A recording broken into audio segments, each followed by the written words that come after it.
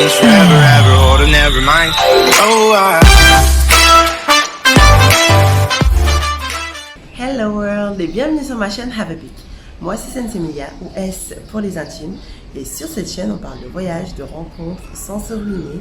Il y a aussi d'interviews, de parcours inspirants de personnes qui sont rentrées en Afrique dernièrement que j'ai commencé. Si tu veux donc profiter de mes astuces et de mes folles expériences en termes de voyage ou tout simplement ne rater aucune des témoignages qu'on peut avoir des personnes qui sont rentrées en Afrique, n'hésite pas à t'abonner à cette chaîne, n'hésite pas à activer la cloche de notification, n'hésite pas non plus à me suivre sur les réseaux sociaux et surtout de partager cette vidéo au maximum.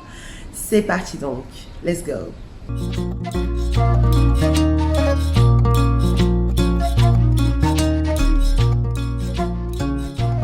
Bonjour à tous, je m'appelle Louisette Loyal, je suis mariée, je suis maman de 3 enfants, 21 ans, 7 ans et 6 ans. Et je suis actuellement au Sénégal, à Ngaparou, où je réside depuis déjà 2 mois et demi. Donc, je suis consultante en gestion de carrière, je suis certifiée et puis également formatrice professionnelle dans le développement des ressources humaines. Auparavant, j'étais dans le salariat, où j'ai travaillé plus d'une vingtaine d'années à peu près au sein d'une grande compagnie. Et les 15 dernières années, j'ai travaillé dans différentes fonctions support au niveau des ressources humaines. Donc, j'étais pluridisciplinaire, la formation, le recrutement, l'administration du personnel, etc. Et puis, j'ai également travaillé dans un cabinet de recrutement sur Paris. Donc, je suis également certifiée dans l'accompagnement des transitions professionnelles et dans la formation continue.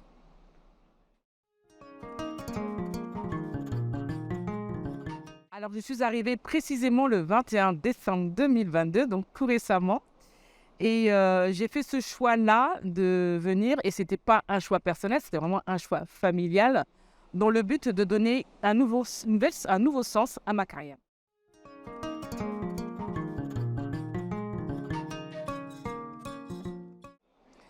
Alors, je n'avais pas forcément des craintes, puisque je suis quelqu'un qui a toujours été habitué à voyager à travers le monde, rencontrer des personnes avec des cultures différentes, des barrières de la langue, etc.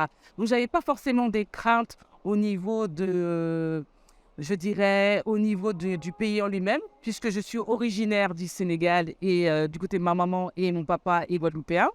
Donc, je n'avais pas forcément des craintes par rapport au Sénégal. C'était plutôt une question d'adaptation par rapport à mes enfants, puisqu'elles sont toutes petites, les dernières, donc 6 et 7 ans. Et effectivement, j'avais un certain nombre de questions que je me posais par rapport à elles. Est-ce qu'elles allaient s'adapter? Est-ce qu'elles allaient pouvoir aussi rompre, entre guillemets, avec les liens qu'elles avaient avec les petits camarades de classe? Donc effectivement, c'était plus des questions liées à mes enfants pour lesquelles j'avais une plus grande préoccupation.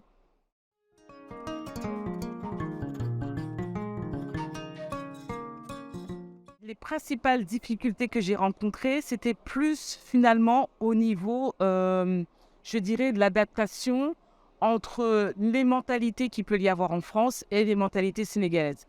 Alors, je m'explique.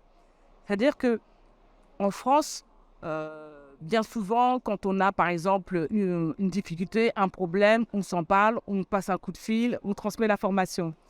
Et ici, la communication est différente. On exprime moins les difficultés, on communique moins là-dessus et c'est vrai qu'il faut comprendre entre les lignes. Voilà. Ça peut paraître surprenant au départ parce qu'effectivement, on peut peut-être penser que c'est personnel, mais non. Il faut réussir à avoir ce détachement-là, prendre un peu de hauteur et se dire qu'effectivement, avec le recul et qu'on le voit, ça se duplique ailleurs, c'est que c'est plus une façon de fonctionner qui est propre ici au Sénégal.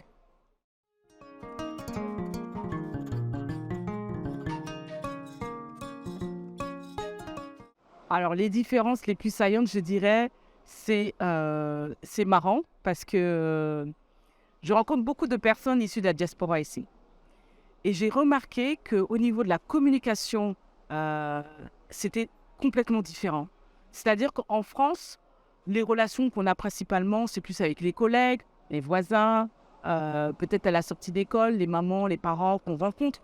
Ici, tout va beaucoup plus facilement. Pourquoi? Parce qu'il y a ce besoin de se rapprocher, besoin de découvrir ensemble, besoin d'avancer ensemble. Et donc, en fait, au niveau de la communication, elle est beaucoup plus fluide, elle est plus rapide, elle est beaucoup plus authentique. Il n'y a pas ces barrières-là il faut un prétexte pour se voir. On a tout simplement envie de se voir. On a un réseau puissant de mamans, un groupe de yaï, où il y a énormément de communication, il y a de l'interaction. Et pour moi, c'est comme un moteur de recherche. Et c'est ce que j'apprécie le plus, c'est qu'on ne se sent pas seul. Il y a des points de rencontre et ça va beaucoup plus vite. Il y a moins de barrières. On a envie de partager juste une expérience, un café, une boisson locale, un temps convivial. Et puis, il faut dire que la météo aussi contribue fortement au rapprochement des personnes, puisque on est plus rapidement dehors, on prend le temps de se voir le soir, on est moins enfermé parce que cause météo. Donc, effectivement, ça a été un bel avantage.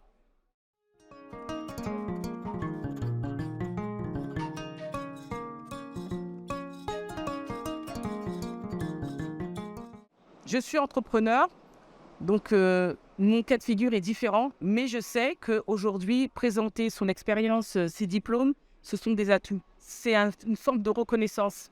Derrière un diplôme, on sent effectivement l'expertise, la connaissance et la pratique. C'est quelque chose que je pense qu'il faut quand même valoriser, c'est très important, puisque en dehors d'une vie nouvelle, il y a aussi l'aspect professionnel qu'il ne faut pas négliger. Et c'est aussi une carte d'identité. Je ne vois pas vraiment l'intérêt de le cacher, bien au contraire. C'est des choses que si, effectivement, on en parle, ça peut favoriser les rencontres, les collaborations, parce qu'on va dire, ben voilà, telle personne, je connais quelqu'un qui est expert dans la communication, dans le marketing, dans les ressources humaines, et c'est un atout qu'il faut qu'on se serve. C'est notre carte d'identité professionnelle.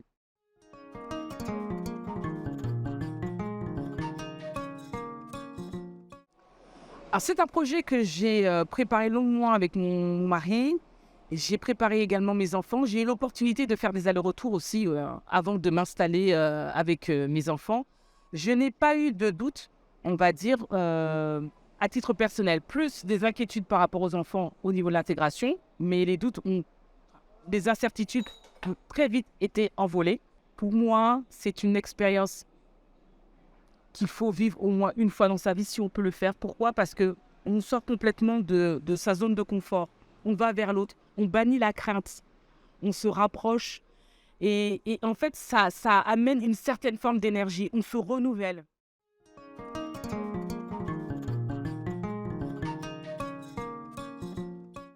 Ce qui me manque le plus, on va dire, comme je suis assez gourmande, ça va être un petit peu, des chocolats un peu spéciaux, ça va être mon petit fromage. Mais mis à part ça, on a quand même des réseaux sociaux qui nous permettent de communiquer. Donc, je dirais, des applications qui nous permettent de pouvoir échanger régulièrement avec la famille. Le système de communication est vraiment différent. Donc, en fait, quand on est bien organisé, qu'on a notre routine, qu'on a nos rendez-vous organisés, on peut que les désirer et savoir que ce moment-là va arriver et on a cette espérance-là.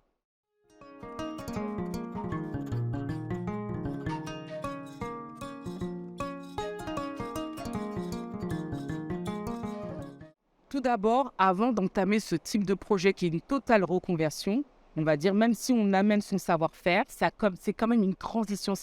On rentre dans une nouvelle saison, donc il y a un début, il y a aussi une fin. Je dirais, avant toute chose, avant de se lancer dans ce type de projet, il faut d'abord savoir qui on est. Quelles sont ses valeurs, quelles sont ses motivations, quels sont ses intérêts. À partir du moment où on apprend à se connaître et qu'on sait que par moment, on peut faire face à des difficultés où on ne se comprend pas parce qu'il y a le choc culturel, parce qu'il y a les difficultés, il y a l'absence de famille, on n'a pas des personnes ressources autour de nous, c'est important de savoir qui on est, de pouvoir s'adapter aux difficultés parce qu'on sait qu'on est comme ça, qu'on est timide. Donc effectivement, on ne va peut-être pas aller dans un endroit où il y a énormément d'interactions. Si on sait qu'on est extraverti, favoriser des endroits où justement vous pouvez aller vers la communication avec d'autres personnes. C'est important de savoir qui on est. Et quand on sait qui on est, on peut plus facilement connaître l'autre, tolérer l'autre, accepter l'autre et aussi accepter qu'on puisse aussi faire un effort, faire ce pas-là vers l'autre, mais sans difficulté parce qu'on sait très bien que dans notre personnalité, on a ce caractère-là, mais que face à l'autre, effectivement, il peut y avoir des différences. Mais quand on connaît ces différences et comment on sait les cultiver, alors on a tout gagné. Il faut essayer.